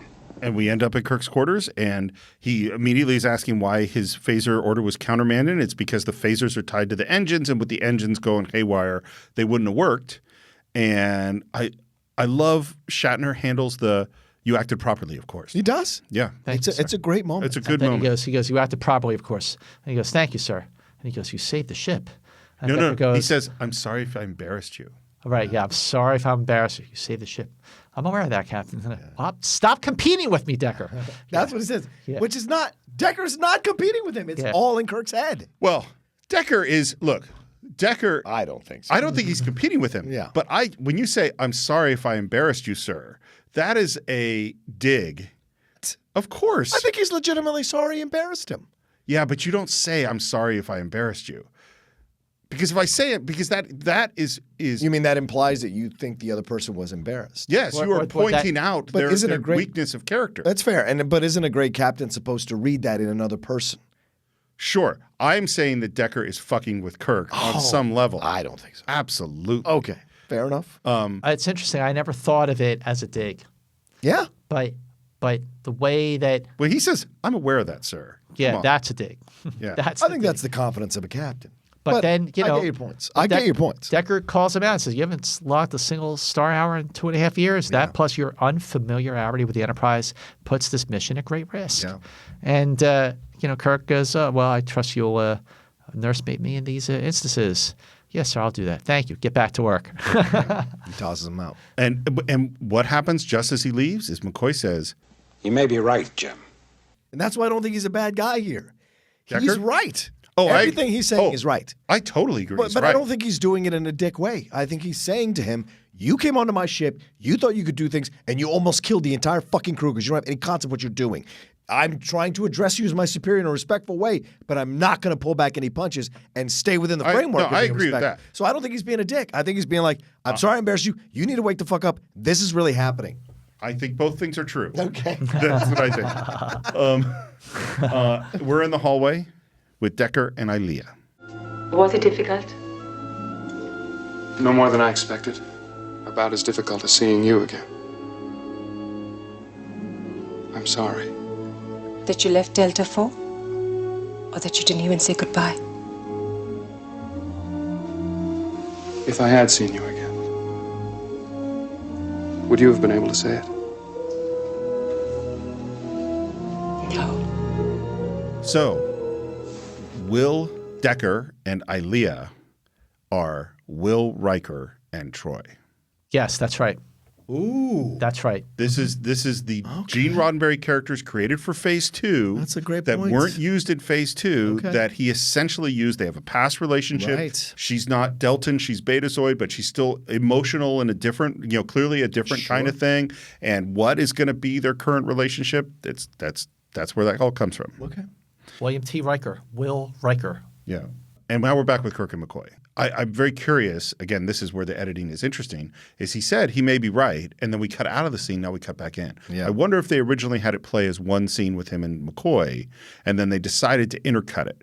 And I'd just be curious to know how it is in the original script. And Kirk says, "Make your point." The point, Captain, is that it's you who's competing.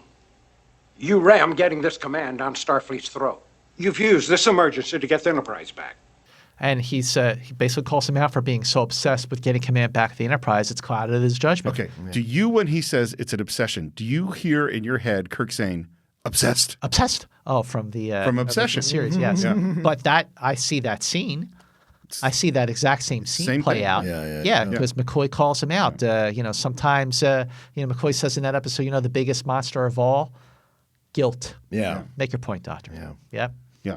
See, I love that. I love when McCoy confronts Kirk. Yeah, I love absolutely. when he does that. Absolutely, because and Kirk, rightly, this is the great thing about Kirk is he knows he needs McCoy. Yeah. He doesn't like the guy that reins him in, all the time, and he's irritated with him. But he knows he's right. But and he needs someone to challenge his own perceptions, Right. Even if he goes ahead and does the thing anyway. Yeah. Because Decker probably would, but Sulu's never going to challenge Kirk. Well, it's not written that way. Yeah. Sulu would love to challenge Kirk. Let me tell you. Boy, challenge him with a rapier and a shirt That off. goes off the set as well. I think McCoy reins him in and Spock inspires.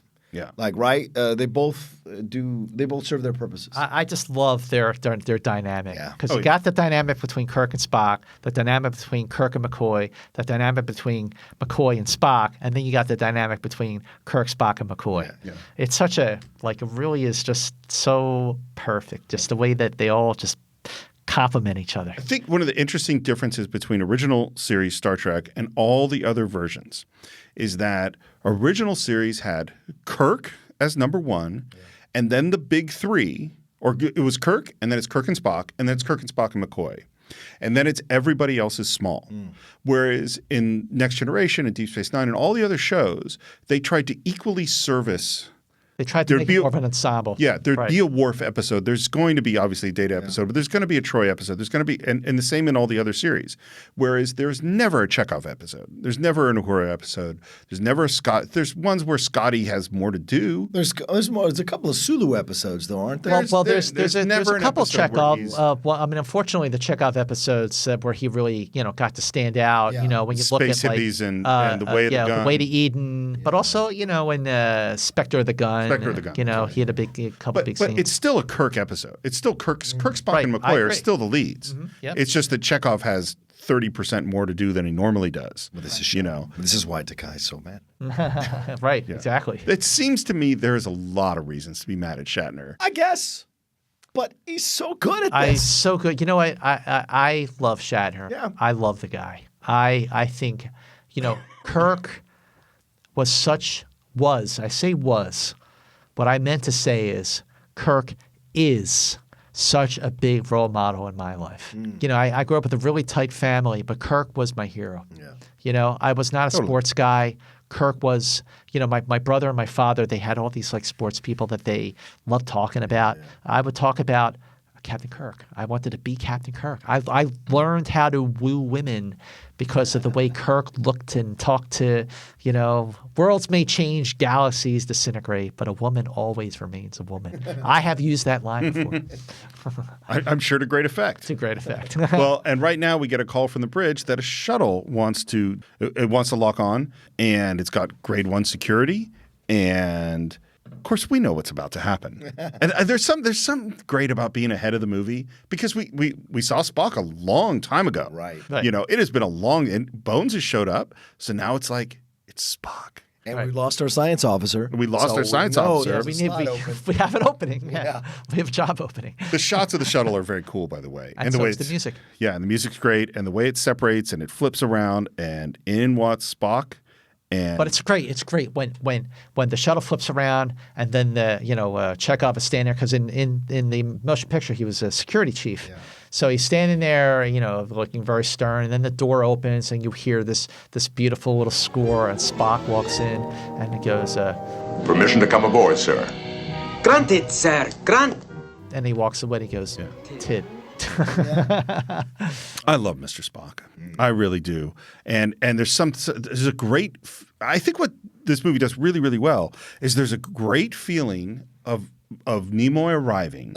And we just had a great scene where Bones was really being Bones and Kirk was being Kirk, and it felt right. And here comes Spock, and it's not that way. And I think that's really cool, is that it sets you up like, hey, the band's together. But what's great about it is at least 2/3 of them are happy to see the other person. Yeah.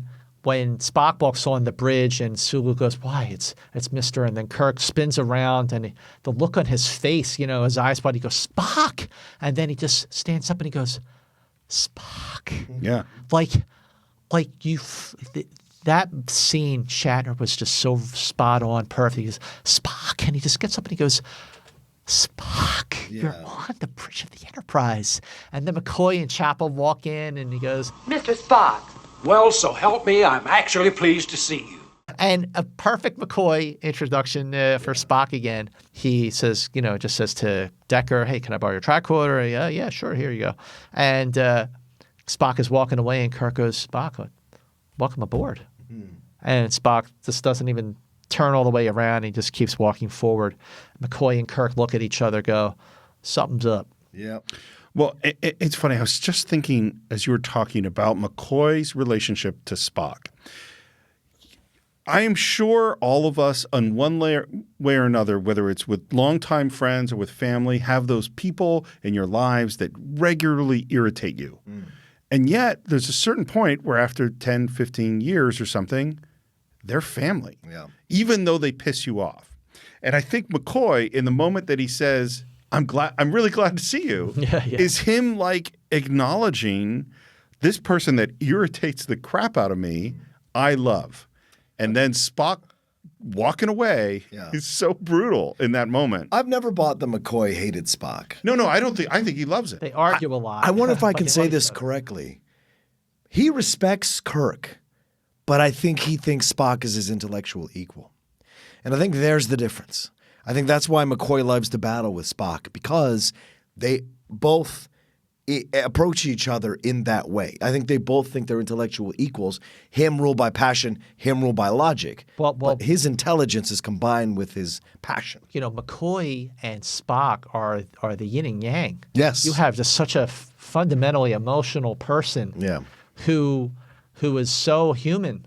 And then you have someone who is so cool, calm, and collected, and puts logic, at least on the appearances, puts logic above everything else. And they really are like oil and vinegar, but at the same time, they're also like chocolate and peanut butter. You know? Whereas Kirk, because it goes well together. Get a salad Whereas dressing Kirk, and I mean, the intellectual connection between Kirk and Spock, and they just complete each other's sentences. By the second season, it was so great that they would finish each other's sentences. But then, with Kirk and McCoy, it's different because, Kirk is also very emotional, but McCoy kind of slaps him and says, get a hold of yourself. Kirk is all ego. right? And of course he's smart. He's a great captain. He figures it out every single time, of course. But I think neither McCoy nor Spock is ego-driven. They're both driven by their own logic. In whether positive or negative, whether passionate or not, they're driven by their logic. Kirk is the ego and must go forward. But these two, which is why I think when he puts his hand to give him the memories at the end of Khan, it isn't convenient just because McCoy's there. It's because he knows he also sees McCoy as his intellectual equal and he'll be able to handle it. I think they both see each other that way. So here's what I mean, and maybe I'm kind of spoiling some of my final thoughts about the film, but it's like, okay, as both of you have said, you have the McCoy and Spock are the passion and the logic. Yeah. And Kirk needs both the logical side and the passionate, human, emotional, and often fallible, and because McCoy will do things that are very irrational sometimes. He needs both of these in order to be the captain. In fact, he says about both of them, I need him. I need you. This film is about V'ger joining with the creator. Yeah. This is about V'ger who has reached the end of logic, again, spoiling where we're going to go in the film, and needing the human side, the passion side, in order to move forward. V'ger and the creator are Spock and McCoy, and they must come together merge in order to create Kirk. Yep. Damn. Holy moly. You had to one-up me, didn't you? You had to fucking one-up me, yours didn't was you? really good. That's a good. Great one. I've never thought of that. So basically, it's basically a universal allegory for Spock and McCoy. Well, and to create Kirk. Well, if you think about what did Kirk say throughout the original series, is the sort of, we need to struggle, we need to fight, we need conflict and all these things. We need to drive forward. It was always about driving forward to the next thing. And V'ger is the character who has ceased to be able to drive forward to the next thing, is that he needs this injection of McCoy, essentially, to go there. And in a sense, reaching the end of the road logically for V'ger, and the need to connect to human, to evolve, is where Spock is as well. Because he, like you pointed out, he has reached the end and the point logically. He can't go any further because he's rejected it. And the only place for him to go is back to his human companionship to evolve. Well, and this is what Star Trek is saying. Well, this is what one of the things I love about Star Trek is, although it's a very science-driven, logical, idea-driven show, it is continually saying, no, you need the human side. You need the passion and the emotion and all that's just we could go back to the enemy within, and we can go back to Kirk's evil side and good side being split and realizing they need them both. And that scene, by the way, in the sick bay, that was episode 5 of the series, when the good Kirk is starting to lose his strength of command, and he said, help me, somebody make the decision. And going back to what you said a minute ago, that scene, Kirk has lost his ego in that scene. And so what we can say, based on episode 5 of the original series, is that ego is housed in the evil side of his personality. Right. And what are we seeing being kind of dominant in the first half of the motion picture is that ego side that's driving him, and he has to learn how to kind of pull back. I think the reason Kirk is presented this way is because without Bones, without Spock, Kirk falls into the worst parts of his nature. It is what he is. Yes. So it's no coincidence that once those two guys show up, Kirk, who's always indifferent, a majority of his relationship with Spock is in deference to Spock. Yeah. Remember how he reacted seeing Abraham Lincoln. Remember in that episode, Serac. We're in Serac, right? Yeah. When he sees Abraham Lincoln, he has a deference to Not logic. one of the best episodes. Well, I still love it because I cry every time when he realizes. I love that episode so much because when he realizes he had to send Lincoln out to die again, the heartbreak of that is like incredible. If you have heroes, right? What would it be like for them to come to life to you again and they have to go die? That's a moment that you get. That's how you fall in love with that character. And so in that moment when they all come onto the ship, then Kirk starts to become who he is again. He starts to level out. Yeah. And I think that's why they serve such an essential purpose. Good point. Well, one thing that we didn't hit is that Kirk really wanted a Vulcan to be the science officer. Yeah. It was he wanted a Vulcan, and he almost got one, but it was going to be a pure Vulcan. Yeah. Commander Sonak was a pure Vulcan. When they were doing Star Trek Phase 2, because Nimoy opted out of doing a weekly Star Trek show again, Zahn was supposed to be a pure Vulcan, and there was supposed to be this drama, this tension between Kirk and Zahn, because Kirk wanted Spock, and Zahn is not Spock, and Zahn doesn't have a human side that he's suppressing.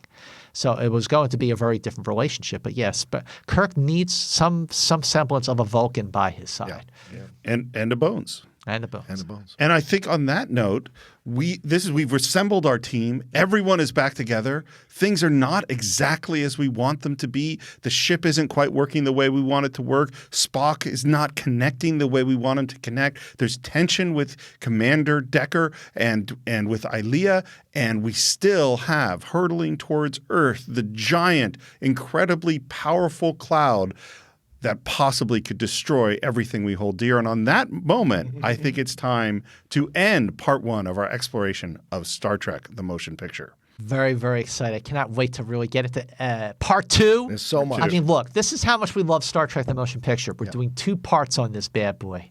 Okay? And I hope the people who have tweeted at us or commented on the Facebook group make me fall in love with this film because I didn't really like it the first time I saw it. Maybe we've halfway achieved our goal in making you fall in love with this movie. I gotta say, after 40 years we appreciate it, of absorbing and dissecting everything Star Trek, but especially the motion picture, you have both made such amazing points that I never considered and blew my mind. So for that, I thank you. Well, we've joined with you, V'ger. We've joined with you. We have. The creator must join a feature. But it is interesting that there are 3 of us sitting here. True. And we have been talking about ethos, logos, and pathos. True. Our 3 sides of I'm not going to say who Captain Kirk is sitting at this table. Whoever, We can all think we're Kirk. Yeah, we all think no, we're Kirk. I'm Spock. I'll accept it. Right. And we'll battle over Kirk. Yeah, we'll battle over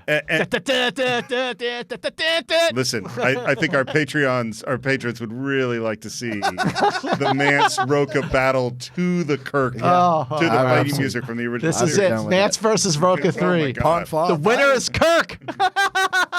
I'm down. As always, we'd love to hear your thoughts of Star Trek the Motion Picture. Visit us on our Facebook page. Just do a search for the Cine-Files. You can subscribe to the show on iTunes and YouTube, Stitcher, and a whole bunch of other places. We'd love to get your reviews on iTunes. They help a lot. We love your comments on YouTube. You can purchase or stream Star Trek the Motion Picture on Cine-Files.net. You can support the show by going to patreon.com/the Cine-Files. As always, you can reach me on Twitter at SRMorris, on Instagram at SRMorris1. John, where can they reach you? You can always reach me at The Rocha Says on Twitter and on Instagram and see everything I'm doing there. You can catch me on Twitter and Instagram at Movie Mantz with a TZ.